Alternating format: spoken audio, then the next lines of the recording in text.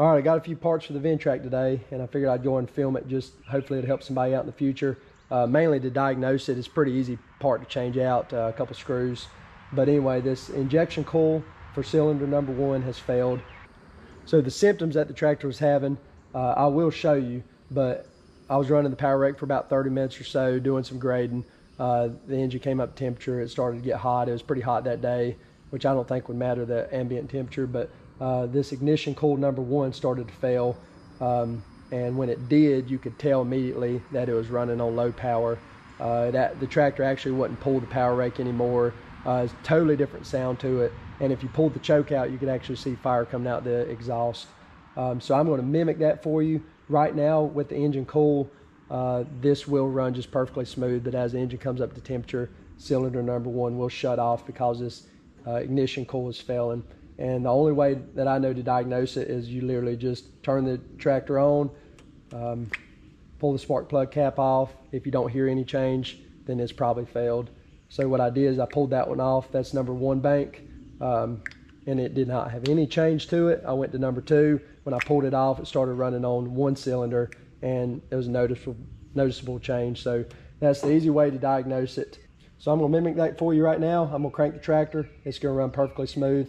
And then we're going to pull this spark plug number 1 cover off, and you're going to hear it with a noticeable change, and that is the symptom I was having after about 30 minutes or so running the tractor.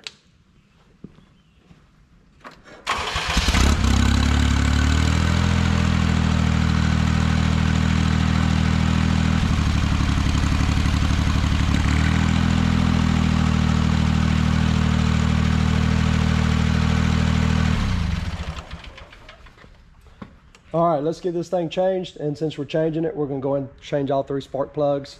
And I ordered all this from Ventrac with all the part numbers. I'll provide those for you as well. All right, so there's the 3 boxes that Ventrac sent me, and each one of these coils has a different number, and I see now that they actually sent me 2 of the same ones.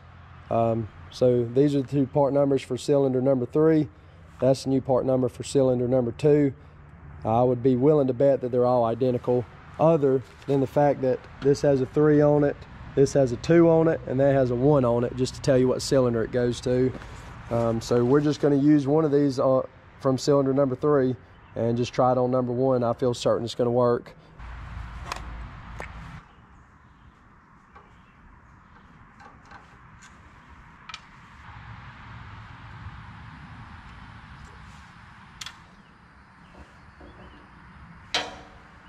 So we actually need to get the boot off the old one for the spark plug. Pretty easy to get off. Just pull that grommet down, and then it just pops out. It's got a little screw on the inside.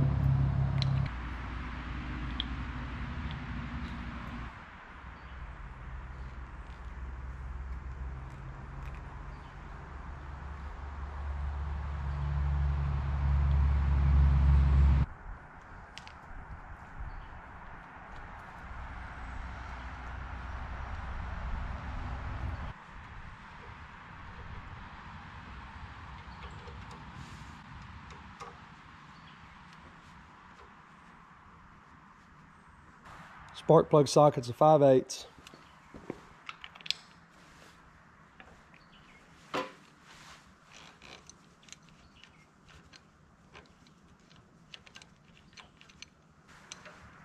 So I've already blown these out with air. You want to try to get all the trash you can out from around the edge of the spark plugs, because that's a direct shot into the engine.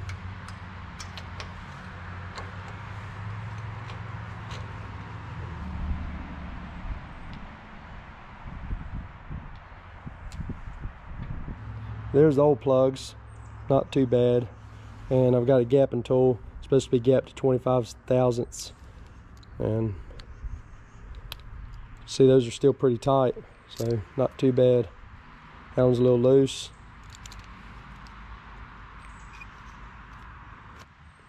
There's your part number for the spark plug. That one's pretty good, just a little loose, and you could tap it with a hammer. Some people might disagree with that, or you can put it in a crimping tool that's made for spark plugs that actually just put a little bit of pressure on it.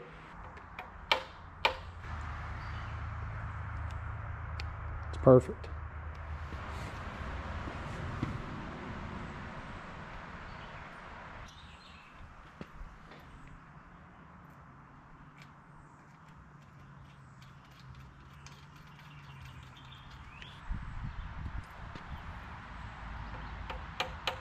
It does not take much when you're trying to move that in. You can almost bend it in with your finger.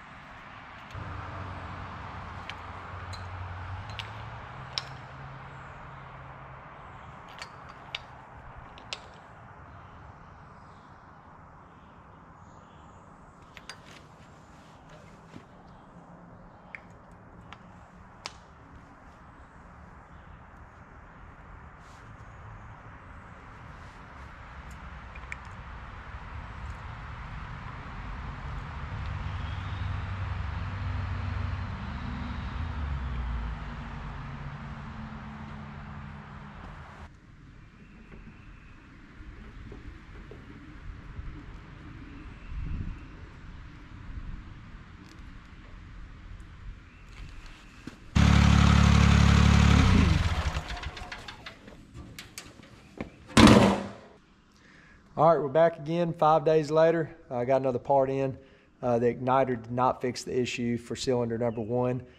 Still having the same symptoms where it runs great for 30 minutes or so, and then just completely quits firing on the number 1 igniter coil. So next thing we did, which we should have done first probably, is just traced all the wires out, made sure there's no broken wires, nothing melted, and I did all that. Couldn't find anything. So traced it back to the igniter box, and that's the part that I have here. This is straight from Kubota. You can have it drop shipped to your house, so instead of waiting 2 weeks, you can get it in 3 days. Ventrac just simply adds a 13 in front of it, so this is the same Ventrac number. This is about an $800 part. The igniter coil is about a $150 part, so hopefully this fixes the issues. I talked to the service department at Ventrac, and they feel like that this is going to fix the issue. If it was the main computer on the machine, it would more than likely be affecting all 3 cylinders, which it's not. So I'm going to show you how to put this on. Pretty straightforward. Doesn't require many tools at all. So let's go and get started on it.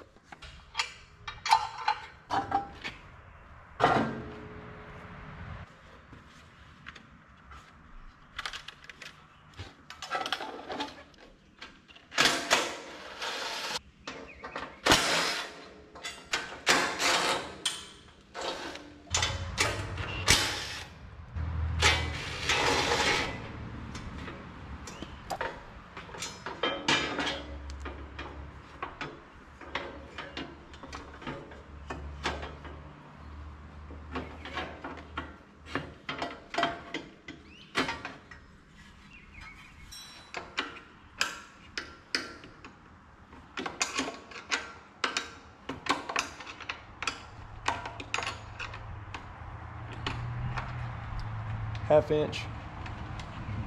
That's 5/16 on your air filter.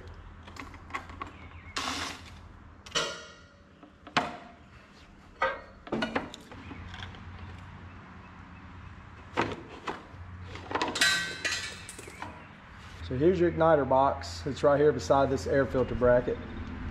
Only held on by 2 bolts. This is all your wiring that goes up to your coils. It comes out of that igniter box, wraps around here, goes up here and branches into all 3 of those.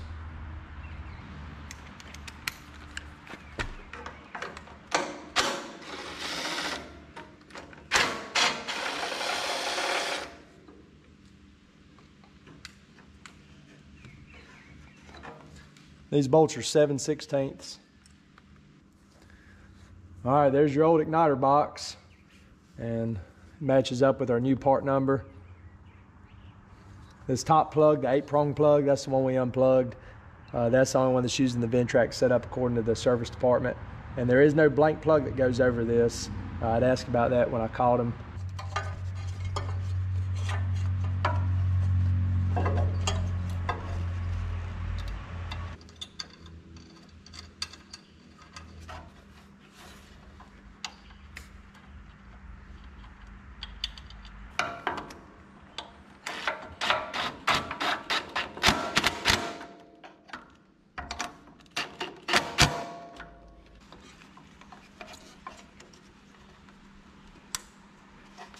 All right, just tuck those wires away where they won't get on anything hot.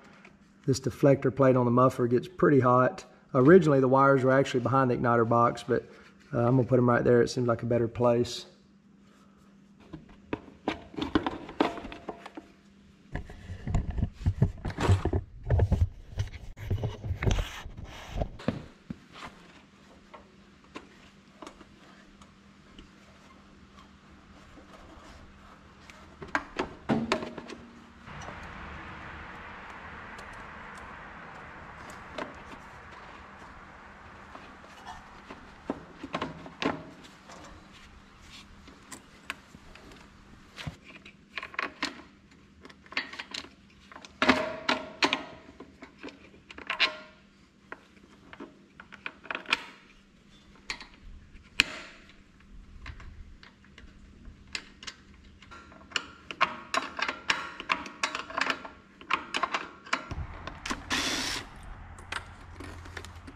We'll switch that around. I don't like how that's sitting. I think it came off this way anyway.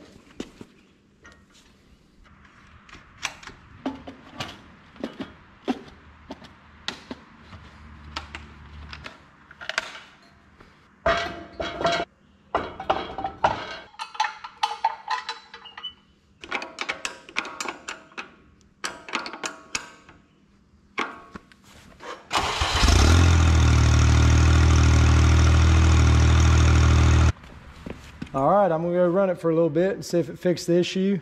And if it does, I'll report back and let you know. Pretty much eliminated everything else other than doing a compression test on the engine. Appreciate y'all watching. If you got any questions or comments, leave them below.